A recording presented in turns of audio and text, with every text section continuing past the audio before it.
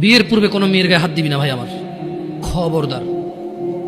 বিয়ের পূর্বে কোনো মেয়ের সাথে কথা বলবি না, খবরদার। তোর যোগ্যতা নেই ওর সাথে কথা বলার।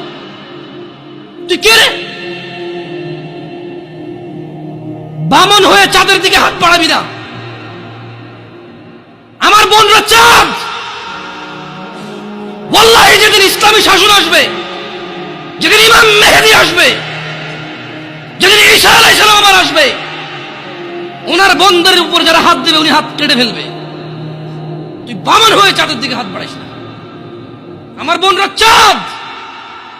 ইসলাম মেয়েদেরকে চাঁদ বলেছে আর তোকে বামন বলেছে। বেটা তুই বেটা ছেঁড়া খাতায় শুয়ে লাখ টাকার স্বপ্ন দেখিস, বিয়ের আগে মেয়ের গায়ে হাত দিস? তোর সাহস কত? তোর সাহস কত? তুই জানিস না মুহাম্মদ সাল্লাল্লাহু আলাইহি সাল্লাম বলছে নেক স্ত্রী দুনিয়াতে যা আছে ওর চেয়ে বেশি উত্তম। তুই কি করে ওর গায়ে হাত দিস বিয়ের আগে? তোর সেই যোগ্যতা আছে বল?